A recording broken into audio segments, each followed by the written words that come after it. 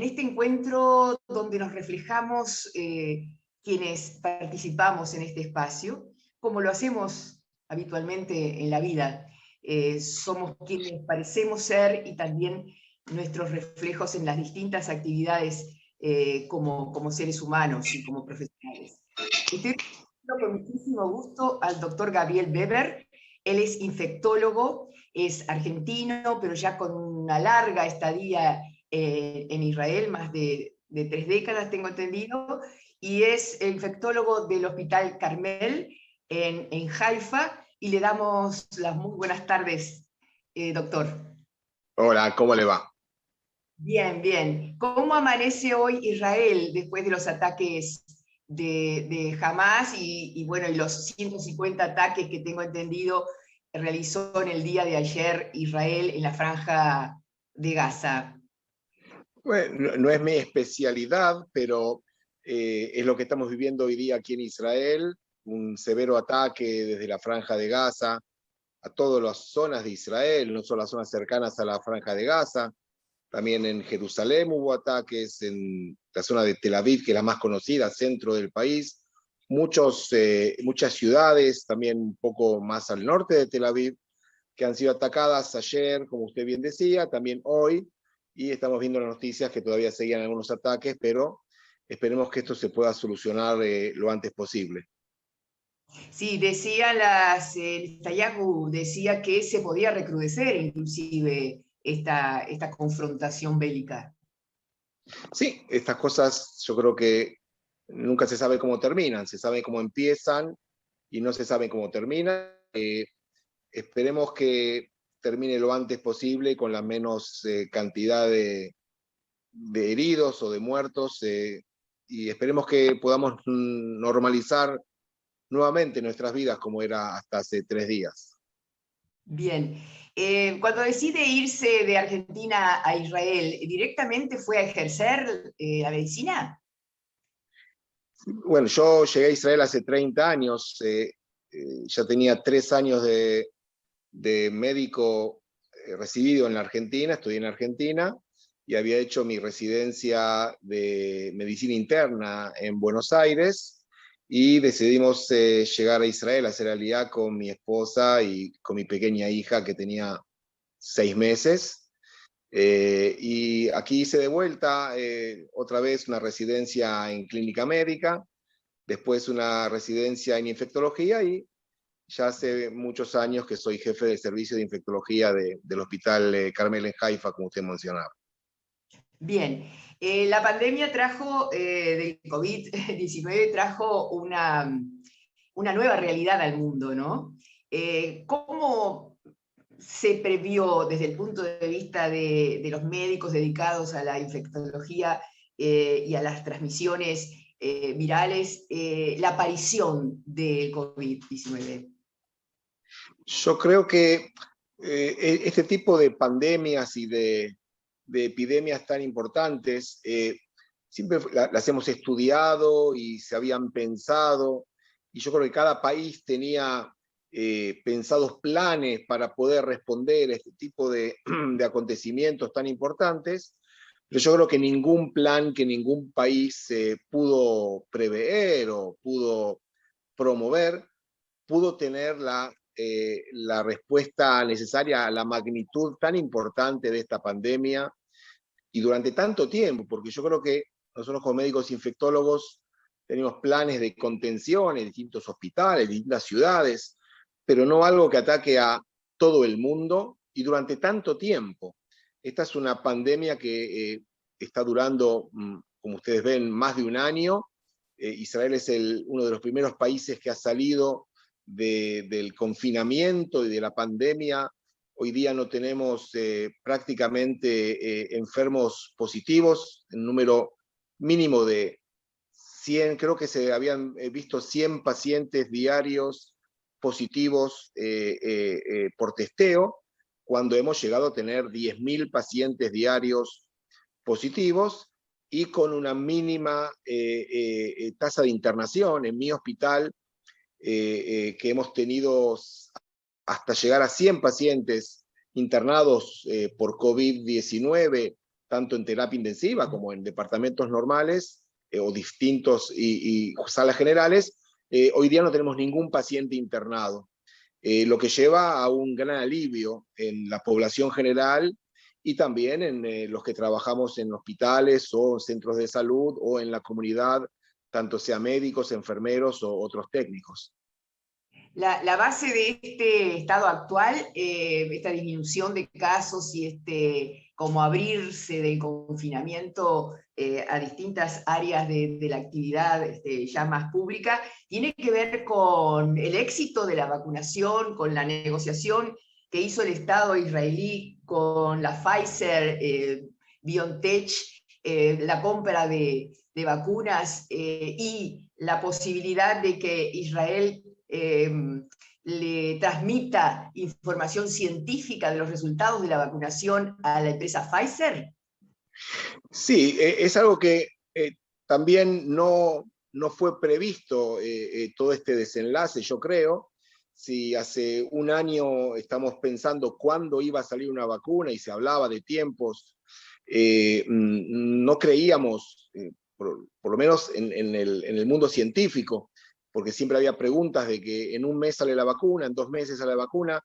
Nosotros sabíamos que por lo menos iba a tardar tiempo, pero la posibilidad de que grandes empresas hayan decidido usar casi todos sus recursos para desarrollar una vacuna efectiva fue lo que nos dio a fin de año, fines de diciembre, la aprobación de la primera vacuna, que fue la de Pfizer, y después la vacuna de Moderna y otras vacunas con otras tecnologías.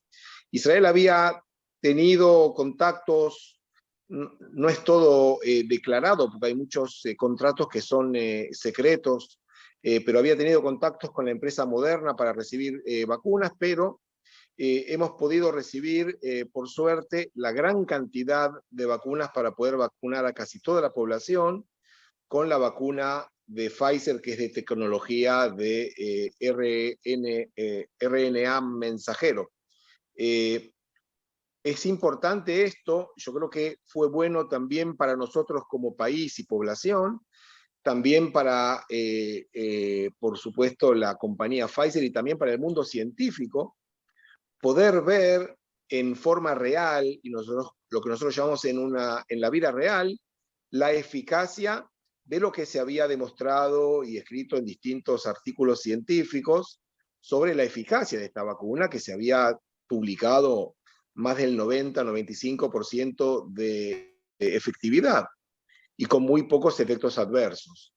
Eso fue lo que llevó a ambas partes a llegar a un arreglo para poder recibir cantidad muy importante, porque para poder evaluar los efectos de una vacuna o de cualquier tratamiento, cuando se dan en forma esporádica en distintos lugares del mundo, es difícil entender la eficacia y los efectos adversos que puede provocar este tratamiento o esta vacuna en este caso.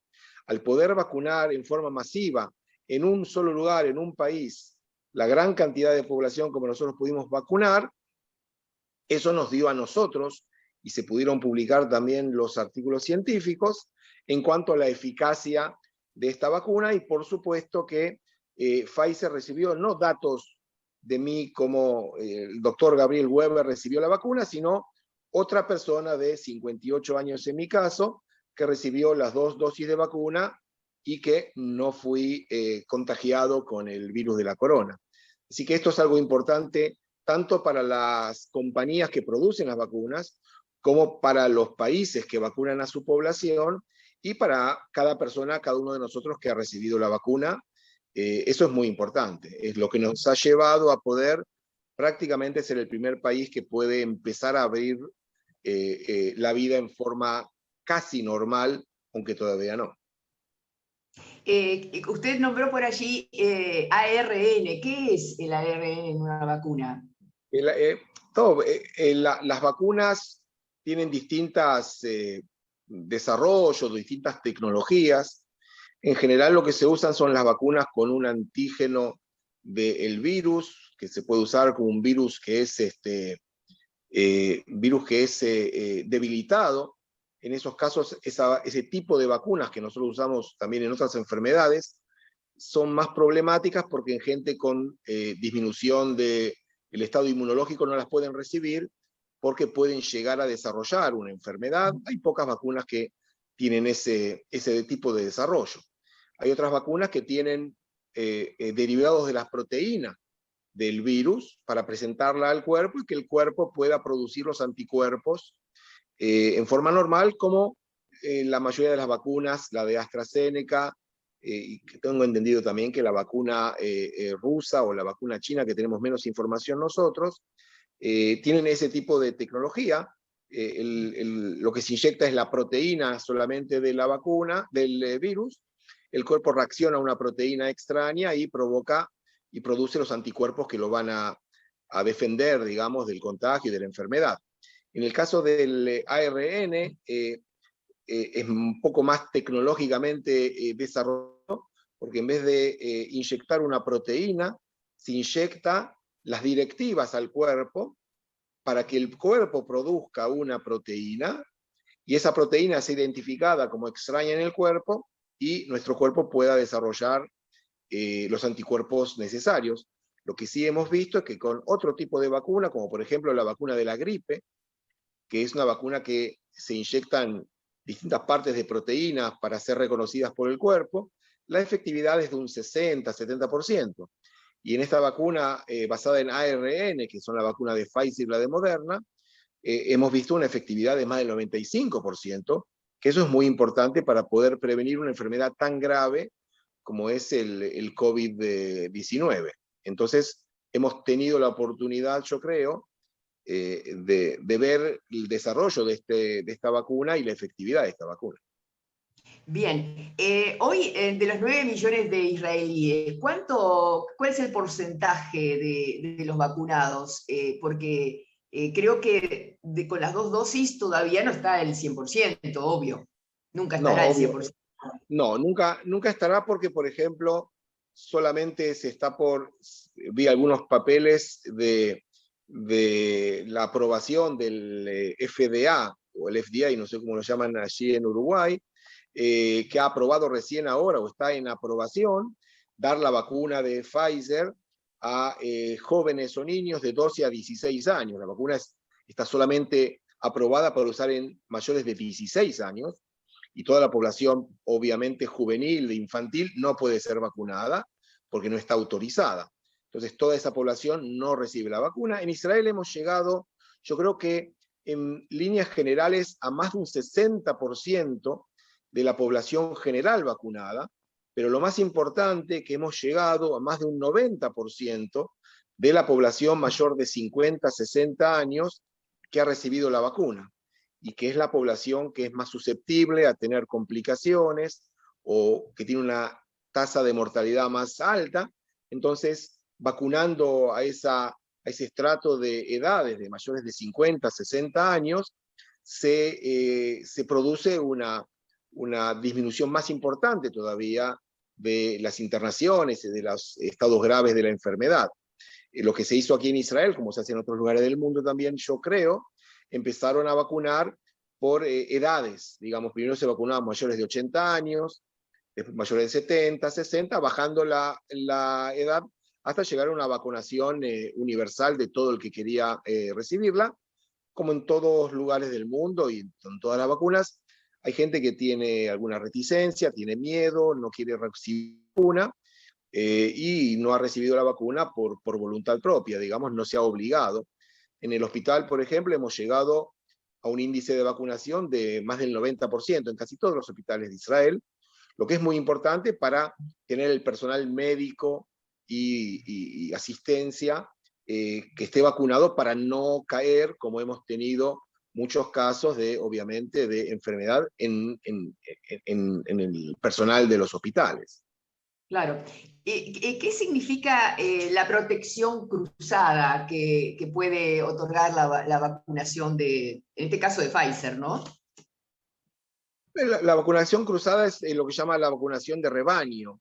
Es un término que se usa en la epidemiología y en la infectología para demostrar que si hay digamos, se tiene que llegar en general, a líneas generales, tiene que llegar a más de un 70-75% de la población que ya ha recibido la vacuna o que ha enfermado, porque si ha enfermado también va a ser inmune.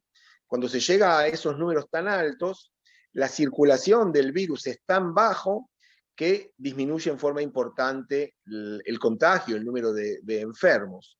Esos son muchos cálculos matemáticos, es lo que se llama, no sé si han escuchado, el R0, que si el R0 es un número 1, quiere decir que cada paciente enfermo con una enfermedad, en este caso el COVID, va a contagiar a una persona. Y eso significa que la enfermedad está en expansión y en general esos números son de 1.5 o 2, que es decir, que cada enfermo puede contagiar a más personas de las que han sido expuestas. Cuando el R0 baja del número 1 y se va comprimiendo ese número, contrayendo, quiere decir que la epidemia se contrae y el número de casos va disminuyendo en forma importante, lo que se consigue o por enfermedad de la gente, de la población, o por vacunación, obviamente. Bien, uno de los éxitos de Israel es la vacunación, pero antes de la vacunación hubo confinamiento bastante importante, ¿no? Sí, sí, ¿Cómo obviamente. ayudó eso? ¿Cómo ayudó el confinamiento, digamos, Bueno, a este resultado? el confinamiento es uno de las armas que tenemos en epidemiología para poder eh, restringir, digamos, una enfermedad. Si nosotros vemos que hay una enfermedad muy contagiosa y si dejamos que la gente se vea en forma libre, la gente se va a contagiar. Me hace recordar a cuando yo era pequeño, no había vacuna para la varicela y los chicos se contagiaban de varicela uno con el otro, inclusive mandaban a chicos a contagiarse de varicela porque era una enfermedad que no había vacuna y que todos somos susceptibles. Y obviamente que si ponemos una persona con varicela al lado de gente que no tuvo varicela, toda la gente se va a contagiar porque tiene un índice de contagio muy importante, como el sarampión, por ejemplo. Pero en el tema de confinamiento, nosotros sabemos que si una persona está enferma con una enfermedad, no importa si es bacteriana o viral, si la dejamos en aislamiento, en una habitación solo, nadie va a poder tener contacto con esa persona y nadie se va a contagiar.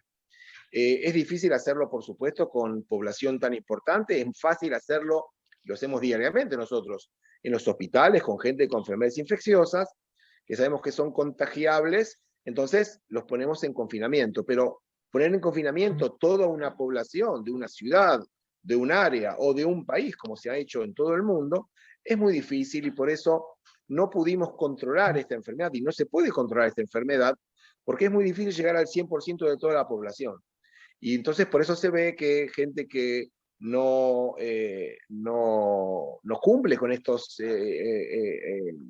recomendaciones de aislamiento, contagia o porque es asintomática y no se da cuenta, o siendo sintomática tiene menos pensamiento en el prójimo y contagia a otra gente. Pero hemos visto que con el COVID solamente el confinamiento no es suficiente para bajar la tasa de enfermedad.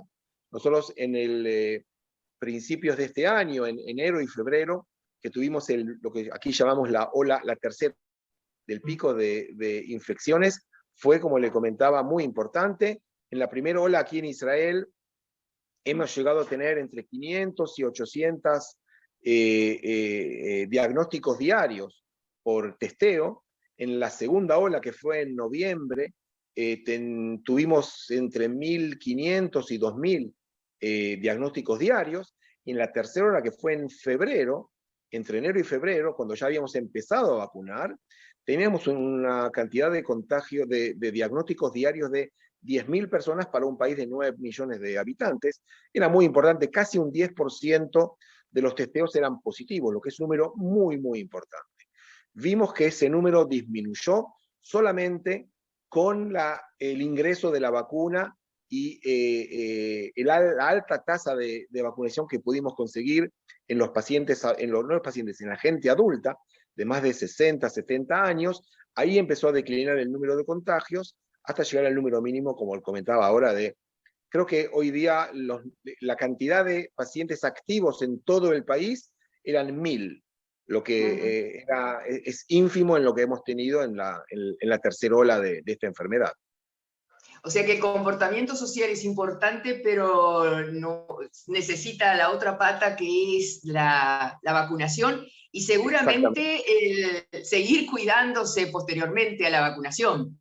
Sí, sí, es importante. Aquí en Israel, después de tener todos estos datos de la disminución tan importante de los contagios y de los pacientes positivos, eh, hemos permitido a la gente, a todos, transitar sin barbijos, sin cubrebocas, no sé cómo lo llaman ahí, en lugares abiertos, pero todavía en lugares cerrados como centros comerciales o en los hospitales o supermercados o en cualquier comercio o en cualquier lugar, cuando hay un contacto directo de personas en lugares cerrados, todavía se debe usar barbijo para disminuir la posibilidad del contagio. Se están estudiando las posibilidades de disminuir también esas restricciones, pero eso yo creo que lo vamos a ver en las próximas semanas cuando veamos que sigue habiendo una disminución de los casos positivos, a pesar de haber liberado, por ejemplo, los barbijos en los lugares abiertos, cosa que también nosotros sabíamos ya desde el inicio de la pandemia, que no era tan importante el contagio en lugares abiertos como lo es en lugares cerrados, obviamente. Sí. Digamos, la oficina del abogado del diablo, ¿qué es? ¿Cómo funciona y por qué? ¿Cómo? La oficina del abogado del diablo para que estudia en Israel las tesis opuestas, o sea, las cuestiones que puedan venir, que puedan suceder. Ah, no, no tengo conocimiento de esa oficina, No, no, no lo he escuchado, no. ah, Pero, o sea, ¿a qué se refiere? ¿Es a estudiar posibles pandemias o posibles virus especiales? sí, sí, Ah, o sea, y cómo responde, digamos, la vacunación y cómo responde la población, o sea, las tesis opuestas, tengo entendido, ese es el concepto. las tesis opuestas yo creo que hay, como en todo el mundo hoy día, con las redes sociales, hay mucha falsa información y gente que, pero la gente emite su opinión, la mayoría de las veces indocumentada, digamos, y la gente se lleva por noticias que no son verdaderas. Aquí se ha tratado de disminuir en forma muy importante el tema de lo que se llama fake news, las novedades esas que no son verdades. Se han divulgado muchas cosas que eran mentira. El Ministerio de Salud ha, en forma muy importante, ha involucrado a todas las redes sociales para que disminuyan. Hay muchas poblaciones o gente que es antivacunas, no antivacuna del COVID-19, sino antivacunas en forma general. Lo que a mí como médico infectólogo me parece que no es bueno, que no es saludable y que es muy peligroso, pero hay gente que decide no vacunarse o no vacunar a sus hijos, cosa que se ve con muy malos ojos. Aquí se han implementado, no en relación con el COVID-19, algunos jardines de infantes que si los niños no son vacunados con las vacunas normales que promulga el Ministerio de Salud, no recibir a niños no vacunados porque esos niños pueden introducir, como hubo en el año 2019-2018, un brote de sarampión, porque hay gente que no está inmunizada y hubo un brote de sarampión en todo el mundo, también aquí en Israel, en Estados Unidos y en Europa. Pero con respecto a los jardines de infantes, hoy digamos, en Israel, con respecto al COVID, ¿cómo se está actuando? No, obviamente los niños no pueden recibir vacuna y aquí se ha disminuido en forma muy importante el estudio presencial, pero han abierto ahora cuando la disminución tan importante de los casos, los niños, la mayoría de los casos eran asintomáticos o eran niños con una enfermedad muy leve que no requerían internación y hoy día se manejan en forma natural y en forma normal. Bien, la tarjeta Green Pass o pase verde marca un cambio social, es decir, aquellos que estén vacunados entonces tendrán más privilegios, así como los niños o de padres no vacunados tal vez no puedan entrar en las guarderías, una cosa así. Se ha empezado con eso en forma más importante y aquí lo que había era un estándar verde y un estándar violeta, digamos. Estándar verde solamente podía entrar gente vacunada o que había enfermado del COVID y se había recuperado y también tenía su pase verde de que estaba inmune, digamos, y no podía transmitir la enfermedad. Y otros lugares que para entrar en esos lugares había que hacer un testeo previo, por lo menos un testeo en las últimas 48 horas, para estar seguro que esa persona no es portadora del virus y que no vaya a contagiar a otras personas. Hoy día se han abierto aquí también lugares de recreo y lugares de fiestas, de salones de casamientos que se habían disminuido, habían cerrado totalmente en el último año, y se puede entrar obviamente o con la tarjeta verde por haber sido vacunado o por haber estado enfermo y recuperado del COVID-19, o haber hecho un testeo en las últimas 48 horas para entrar en ese tipo de lugares, en un gimnasio, por ejemplo, o en los estadios de fútbol que se han abierto también para la gran cantidad de gente que pueda ir. Yo estoy pensando que en un momento como este de ataque y de situación de guerra, en los refugios no se le pedirá a nadie No, la tarjeta obviamente. verde, ¿no? No, no, no. Obviamente que todo el tema como siempre yo digo en el hospital, la parte de infectología o de prevención, se hace cuando no peligra la vida de un paciente, y en este caso peligra la vida de la gente que se junta en forma normal en su refugio, donde sea, para prevenir cualquier ataque de misiles o de cohetes. Es difícil ahora, porque han sido pocas horas y un par de días, pensar que esta situación pueda traer un rebrote, ¿no? Porque la población sí está protegida en su mayoría. Sí, no, yo no creo, hemos tenido también después de la alta tasa de vacunación, hemos tenido algunas fiestas religiosas, que también ha habido mucha gente que se ha reunido, y no hemos visto rebrote de la enfermedad, pero por supuesto se siguen haciendo testeos en forma libre aquí en Israel, y se tiene también todo el tiempo, como aquí decimos, la mano en el pulso para medir bien los números de pacientes nuevos o graves que puedan llegar a aparecer. Por ejemplo, en mi hospital, como le comentaba, que ya no tenemos pacientes internados con COVID, tenemos todavía camas en servicios de aislamiento preparadas para el caso de tener que recibir pacientes positivos con la enfermedad. Usted sabe, doctor, que hace pocos días atrás, un par de semanas, vino una delegación de científicos israelíes y parte de un equipamiento de un hospital muy importante de Israel para ver la situación que hay y apoyar bastante cómo se venía llevando, porque acá ha habido un incremento importante de casos y Sí, salimos de un confinamiento voluntario muy respetado de un 2020 a un 2021 con bastante poco respeto. Y ahí ha habido fiestas, una cantidad de situaciones donde la gente no se ha cuidado. Y después la entrada de las vacunas, que si bien es un país que tiene un buen programa de vacunación, bueno, de alguna manera también no ha sido tan masivo ni tan inmediato como, por ejemplo, Israel. Por lo tanto, Israel podría ser en este momento como un laboratorio mundial con respecto al COVID. Sí, yo no sé si llamarlo laboratorio o llamarlo un ejemplo. Yo más que laboratorio, cuando hablo con gente, digo que es un ejemplo de un sistema de salud que estaba preparado para poder vacunar en forma masiva a la población. Obviamente que eso no se puede hacer en los hospitales porque estábamos totalmente abarrotados y ocupados tratando a los pacientes severos.